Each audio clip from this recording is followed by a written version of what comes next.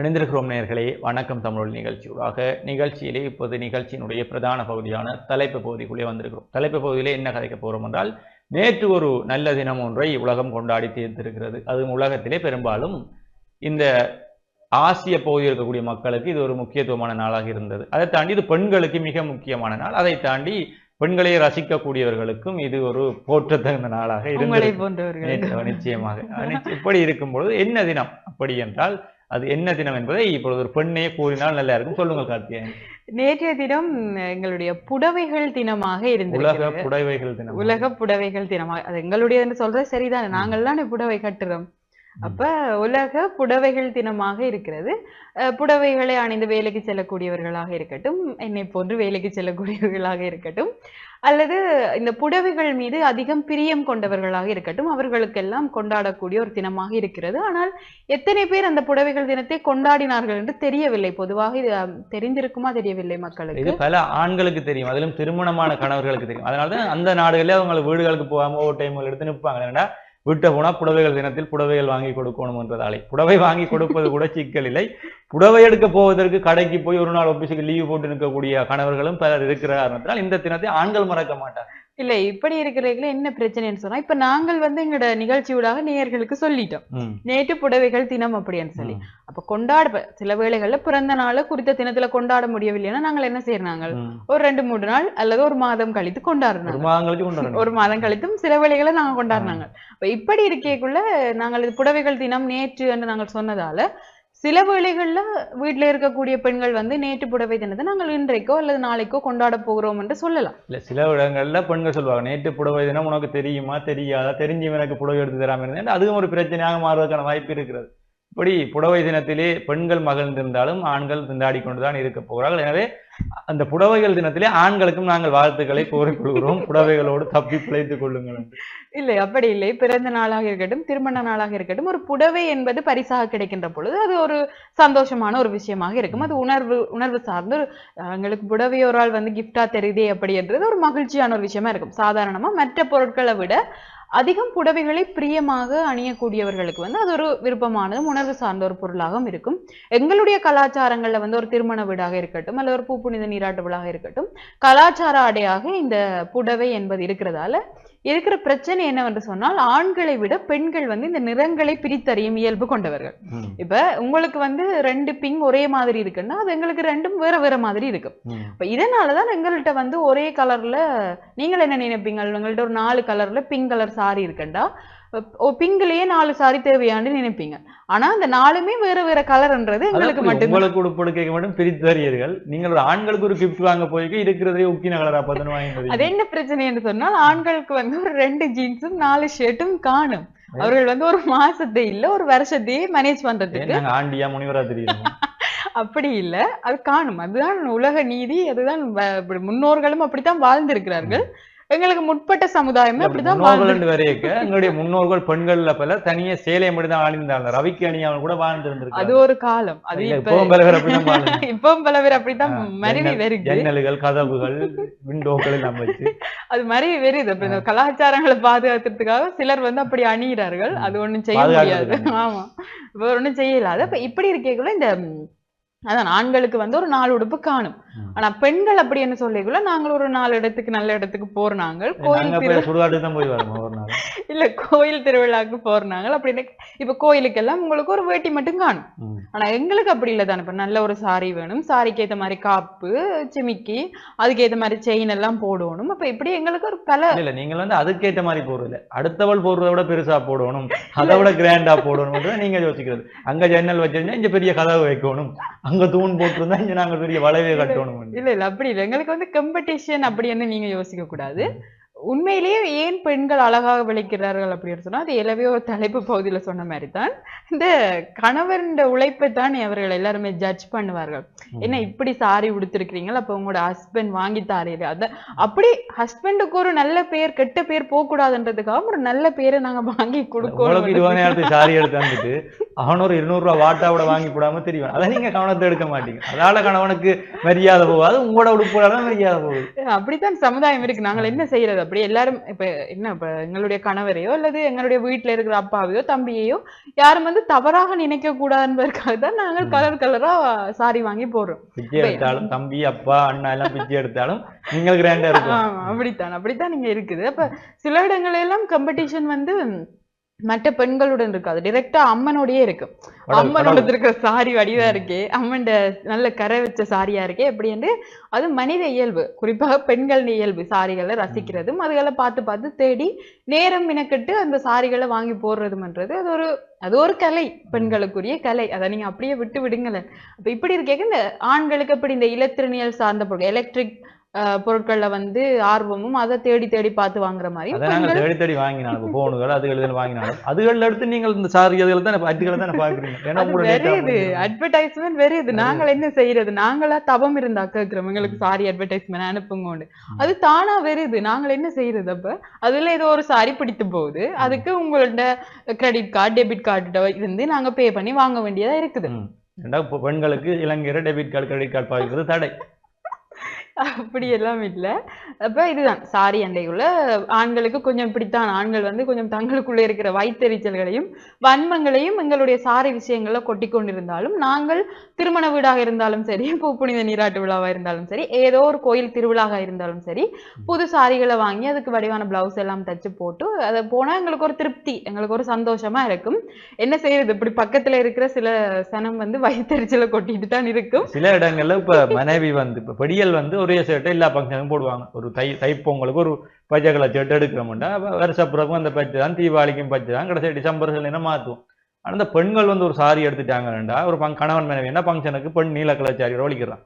இந்த ஆள் பச்சை கலர் ஷர்ட்டை போடணும், உதன் என்ன பச்சை கலர்ல போடுங்க, நீங்கள் நீல கலரை வாங்கொண்டு அந்த ஆளுக்கு நீல கலரை போட்டுன்னு போடுவோம். பிறகு அடுத்த ஃபங்க்ஷன் அடுத்த கிழமை ஒரு ஃபங்க்ஷன் வந்தால் ஒரேஞ்ச் கலருக்கு மாறுவாங்க, ஒரு புது உடுப்பு. உடனே அப்புறம் அந்த ஆளையும் மாறுது. இதால வந்து அந்த தனக்கும் செலவு மனைவிக்கும் செலவு. இந்த ஆண்களுடைய இந்த புடவைகளால் ஆண்கள் படக்கூடிய அவஸ்தை அது வந்து ஒரு விதமான கப்பிள் கோல்ஸ். கப்பிள் கோல்ஸ் என்பதை விட இந்த கப்பிள் ஆகிறதே இந்த புடவையால தான் பிரச்சனையா கிடக்கின்றது. சில புடவைகளின் பின்னால் சென்றுதான் பல ஆண்கள் வாழ்க்கையை துளைச்சி இருக்கிறார்கள். இல்ல என்னன்னா இப்ப ஹரிஹரன் உங்களுக்கு திருமணம் ஆகல, ஆனா நீங்க இவ்வளவு பெரிய ஸ்டோரியை சொல்றதை பார்த்தா எங்களுக்கு விளங்கல. நீங்க பொய்யான ஸ்டேட்டஸ் சொல்லி வச்சிருக்கீங்க. வேலை செய்யறதுக்கு எல்லாருமே திருமணமானவர்கள். சரி சரி, அப்படி என்ன சரி. அப்ப இப்படி இருக்கீங்க இந்த புடவைகள் என்பது எங்களுக்கு உணர்வு சார்ந்த ஒரு விஷயமா தான் இருக்குது. அப்ப இந்த முதல்ல சொன்னீங்க புடவை என்பதை வந்து ரசிக்கக்கூடிய ஆண்களுக்கும் இந்த புடவை நாள்ல வந்து வாழ்த்துக்களை தெரிவித்துக் கொள்ளும் அப்படின்னு. பிறகு பார்த்தா இது வந்து புடவைகளுக்கு எதிரான, புடவை சாம்ராஜ்யத்துக்கே எதிரான ஒரு மனிதரா பேசி கொண்டிருக்கிறீங்க. என்னதான் நீங்க பேசினாலும் என்னதான் நீங்கள் வந்து பெண்களை சொன்னாலுமே எங்களுக்கு இந்த புடவைகள் மீதான காதல் என்பது குறைய போவதில்லை. அதுவும் குறிப்பாக இந்த எங்களுடைய நாடுகள் இந்த ஏசியன் கண்ட்ரீஸ்ல வந்து உத்தியோக வேலைகளுக்கு செல்பவர்களும் வந்து புடவை அணிய வேண்டும் என்ற ஒரு கலாச்சாரம் இருக்கிறதால இங்க புடவைகளுக்கு வந்து எப்பொழுதுமே தட்டுப்பாடும் இருக்காது, அதுக்குரிய மவுசும் குறையாது என்பதுதான் எங்களுடைய நாடுகள்ல இருக்கக்கூடிய ஒரு விடயம். அதோட பார்க்க அதிகமான கடைகள்லையும் நல்ல மலிவு விற்பனைகள், ஒன்று எடுத்தால் ஒன்று ஃப்ரீ என்ற மாதிரி எல்லாம் போடுவாங்க. நீங்க போக மாட்டீங்க, எங்க ஒன்றுக்கு ரெண்டு விலை சொல்றாங்க அங்கதான் போவீங்க. அப்படி இல்லை, நாங்கள் தேடி தேடி வாங்கக்கூடிய பெண்களும் இருக்கிறார்கள். மலிவு விற்பனையில் மட்டுமே புடவை வாங்கக்கூடியவர்களும் இருக்கிறார்கள். சிலர் அதிகமாக புடவையில் பணத்தை, இப்பொழுது நீங்கள் பார்த்தீர்கள் பட்டு, காஞ்சிபுரம் பட்டு, அந்த மாதிரி பட்டு சாரிகள் எல்லாமே 1 லட்சம் 2 லட்சம் என்று விற்கக்கூடிய சாரிகள் எல்லாம் இருக்கிறது. ஆனால் அப்படி பணத்தை கொண்டு போய் அப்படி ஒரு சாரிக்குள் போடுகின்ற அளவிற்கு இல்லை. சிலர் போடுகிறார்கள், வசதி இருப்பவர்கள் போடுவார்கள். அப்படி இருக்கிறவர்கள் வந்து புடவை என்பது உண்மையில் ஒரு உணர்வு சார்ந்தது. அது வந்து ஏசியன் கண்ட்ரீஸ்ல இருக்கக்கூடிய தமிழர்களுக்கு உணர்வு சார்ந்த ஒரு விஷயம். இப்படி இருக்கும் பொழுது இந்த புடவைகள் வந்து இன்றைக்கு எங்களை தமிழ் பிள்ளைகள் கட்டினா அது வடிவா இருக்கும், 20 வயதுல நல்லா இருக்கும், 22 வயதுல நல்லா இருக்கும். அப்படி ஒவ்வொரு வயதுல பெண்களுக்கு புடவைகள் அழகுன்னு சொல்லி கொடுக்கும்போது எனக்கு வந்து இந்த வெளிநாட்டுக்காரிகள் வெள்ளைக்காரிகள் வந்து புடவை கட்டும்போது அது ஒரு தனி அழகாக தெரியும். அதிலேயும் வந்து இந்த நல்லூர் திருவிழா காலங்களில் வந்து போட்டோவை எடுத்து போடுவாங்க. வெளிநாட்டிலிருந்து வரக்கூடிய அந்த வெள்ளைக்காரிகள் புடவை கட்டியிருக்கும்போது அது ஒரு தனி அழகாக இருக்கு. அப்ப நீங்க நல்லூர் கோயில் திருவிழாக்கு ஒருத்தரும் நல்லூர் முருகனை தரிசிக்க போறீங்க, இந்த மாதிரி தரிசனங்கள் நீங்கள் எப்படி இந்த மற்ற கேர்ள்ஸ் இந்த புடவையில பார்த்து அதை வாங்கணும்னு ஆசைப்படுறீங்களோ அது மாதிரி நாங்களும் எங்களுடைய தங்கைகள், நண்பிகள், தோழிகள், உறவினர்களுக்கு அப்படியான புடவைகளை வாங்கி கொடுக்க வேண்டும் என்ற ஒரு நல்ல எண்ணத்தில் கோயில்கள் அப்படியான ஆன்மீக கடமைகளை ஈடுபடுகிறோம். அதை தாண்டி ஆன்மீக கடமையா அதை தாண்டி இன்றைக்கு பிறரால் ஆண்களால் ரசிக்கப்படக்கூடியதாக இந்த கேரளா பெண்களுடைய சாரிகள், இந்த கேரளா பெண்கள் சாரி கட்டினா அது ஒரு தனி அழகு என்று கூறுவார். அது அந்த மண் வாசனை, அவர்கள் அங்கே இருக்கக்கூடிய அந்த இயற்கை சூழல், அந்த இயற்கை சூழலில் இருக்கக்கூடிய இடத்துல அந்த சாரிகள் வந்து நல்லாக இருக்கும், புடவை கட்டினால் இருக்கும்போது அதை தாண்டி இருக்கக்கூடிய விடயம் என்ன பண்ணணும், அது தென்னிந்தியாவில் எல்லாருமே சாரி கட்டிக்கணும் இருப்போம், வீட்டில் இருக்கையும் சரி இருக்கையும் சரி. ஆனால் இங்கே வந்து இப்போ அந்த சாரி கட்டுற மோகம் என்பது குறைந்து வருகிறது. சாரி வந்து ஒரு வேற உருவம் பெற்றிருக்கிறது யாழ்ப்பாணத்திலே, குறிப்பாக ஈழத்திலே அது ஒரு வேறு உருவம் பெற்றிருக்கிறது தான் கூற வேண்டும். சாரியில புது புது டிசைன்களை கொண்டு அது சாரியா சட்டையா பஞ்சாபியா அதா இதான்னு தெரியாத அளவு கூட இன்ஸ்டன்ட் சாரி, ரெடிமேட் சாரி எல்லாம் வந்துட்டு இப்ப எல்லாம் வந்துட்டு. அப்ப அப்படி இருக்கும் பொழுது எது சாரி எது இதுன்னு தெரியாமல் நாங்கள் முழித்து கொண்டிருக்கிறோம். இப்படி இருக்கும்பொழுது இந்த புடவை எனும் பொழுது புடவை உண்மையிலேயே ஒரு பெண்களுக்கு ஒரு அழகு கொடுக்கக்கூடிய விடயம் தான், ரசிக்கக்கூடிய விடயம் தான். பெண்கள் இன்றைக்கு புடவையிலே சும்மா இருக்கக்கூடிய பெண்களை விட புடவையிலே பெண்களை பார்க்கும்பொழுது அது தனி ரகம், அவர்கள் தனி ஒரு அழகை அவர்களுக்கு கொடுக்கும். அதை தாண்டி சில பெண்கள் இன்றைக்கு இந்த புடவை இந்த கலரையே மேக்கப்பும் செய்ய தொடங்கி விட்டார்கள். அதுதான் பார்ப்பதற்கு சற்று கன்றாவியாக இருக்கிறது. இதே பற்றி என்ன நினைக்கிறீங்க? இல்ல, அது ஒவ்வொருத்தருடைய தெரிவு. முக அலங்காரம் என்பதும் ஆடை அலங்காரம் என்பதும் ஒவ்வொருத்தருடைய தெரிவு. நீல கலர் சாரி என்ன நீல கலர் முகம் முழுக்க அடிச்சு கண்ணன் மாதிரி தெரியுது. அப்படி இல்லை, அது அது அது ஒரு ஸ்டைல், அது ஒரு ஃபேஷன் அப்படின்னு கோவை சரளா சொல்றது போல என்ன இது கன்னத்துல இருக்கன்னா ரோஸ் என்ன சொல்ற மாதிரி அது ஒவ்வொருத்தருடைய விருப்பமாக இருக்கிறது. என்ன செய்யறது, சிலர் வந்து அழகென்று நினைத்து கொண்டு சில வேலைகளை செய்கிறார்கள். அதை நாங்கள் ஒன்றும் சொல்ல முடியாத சூழ்நிலை. இன்றைக்கு இருக்கக்கூடிய சூழ்நிலையில நான் எதை விரும்புகிறேனோ அதை செய்வேன் அப்படி என்ற ஒரு மனநிலையில் இருக்கக்கூடிய மனிதர்கள் உருவாகிவிட்டார்கள். ஆனால் அழகிற்கு இன்னும் அழகு சேர்ப்பது போன்ற அழகு கலை அப்படி என்று நினைத்துட்டு கடந்து செல்ல வேண்டியதுதான். எப்படி இருக்கும்பொழுது இன்றைக்கு இந்த சாரி கட்டுவது என்பது கூட ஒரு பெரிய பிரச்சனையா இருக்கு. பலருக்கு வந்து சாரி கட்டுறதால அங்க வெளிக்கடலை வேலைக்கு போக பிரச்சனை அப்படி இப்படி என்று தவிர்க்கக்கூடிய விடயங்களாகவும் இருக்கிறது. அப்ப இந்த சாரி கட்டுவது இருக்கக்கூடிய இடர்பாடுகள் என்னவாக இருக்கிறது? இது ஒரு நேர்காணல் போன்று போய்கொண்டிருக்குது. சாரி கட்டுறது நீங்க ஒரு கெஸ்ட் பண்றீங்க, உங்களுடைய தினம் உங்களோட பெருமைப்படுத்துறோம் நாங்க. சாரி கட்டுறதுன்றது உண்மையில ஒரு பெரிய பிரச்சனை. அதுவும் இந்த ப்ளீட்ஸ் பண்ணி சாரி உடுக்கிறது ஒரு பெரிய பிரச்சனை. ஆனா ஒன்றுமே செய்ய முடியாது, நேரத்துக்கு வரணும் அப்படின்னு சொன்னா நாங்கள் முதல் நாளே எல்லாம் ப்ளீட்ஸ் எல்லாம் பண்ணி அயன் பண்ணி வச்சு வடிவா வலிக்கிட்டு வருவோம். என்ன பிரச்சனை என்று சொன்னா, சாரி கட்டுறதுல இருக்கக்கூடிய பிரச்சனை என்ன சொன்னா, இப்ப நாங்களா எங்களுக்கு சாரி கட்டிட்டோம்டா பிரச்சனை இல்லை. ஆனா எங்கட வீட்டுல இருக்கிற யாருமோ இல்ல வேற யாருமோ எங்களுக்கு சாரி கட்டிட்டா அதுல இருக்கக்கூடிய ஒவ்வொரு பிழைகளையும் கண்டுபிடித்து அவர்களோட முறைப்பாடுகள் வைத்து அது ஒரு பெரிய பிரச்சனையா போகும். உண்மைக்குமே சாரி அப்படின்றது யார் உடுத்தாலுமே அது அழகான ஒரு விஷயம் தான். ஆனா சில ஆண்கள் இல்லை, ஆனா ஆண்களும் இப்ப அதிகம் பெண்கள் இந்த ஆடைகளை போடுறதுதான் எங்களுக்கு கொஞ்சம் எங்களுக்கு ஆடைகளுக்கு டிமாண்ட் வருது. இல்ல சில நேரம் இந்த டிக்டாக்குகள்ல யாரையும் பார்த்து உண்மையிலே பெண்ணு நினைப்பேன், வேறு இடங்களை பார்த்தா அது ஆணாக இருக்கும். என்ன அப்படி மாற தொடங்கி விட்டாங்க. பெண்கள் நாடுகளையும் போட்டு இப்ப ஆண்கள் வந்து டிக்டாக்ல தாங்கள் ஃபேமஸ் ஆகணும்ன்றதுக்காக பெண்கள் நாடுகளை போட்டு ஆடிக்கொண்டு இருக்கிறார்கள். ஒன்றும் செய்யல. அது இப்ப எங்களுடைய நாடும் இங்க இருக்கக்கூடிய சிலர்களுடைய செயற்பாடுகளையும் பார்க்கின்ற பொழுது சுவாரஸ்யமாகவும் நகைச்சுவையாகவும் இருந்தாலும் ஒரு பக்கம் பயமாக இருக்கிறது. என்னடா எதிர்கால சந்ததியும் இப்படியே ஆயிடுமோ அப்படின்ற ஒரு பயம் இருக்கு. அப்படி நீங்கள் ஆண்கள் பெண்களுடைய அணிக என்பது பிள்ளையாக சொல்லலாது. நாங்க போடுற ஜீன்ஸை நீங்கள் போடுறீங்க, நாங்க போடுற ஷர்ட்டை போடுறீங்க, டி ஷர்ட்டை போடுறீங்க, நீங்கள் எங்கடைய எல்லாம் களவெடுத்து போடுறதுக்கு அது ஸ்டைல் அழகா இருக்குது. நாங்கள் உங்களுடைய ஒன்று எடுத்து போட்டோம்னா அதை புரல்வாக பார்க்கிறீர்கள். அப்படித்தான் இருக்கிறது. சமத்துவம் என்பது இங்கே ஒரு பெண்ணியவாதியாக பெண்களுக்காக குரல் கொடுக்கக்கூடிய நீங்களே நாங்களே அடித்து இறக்குகிறீர்கள் கேள்வி.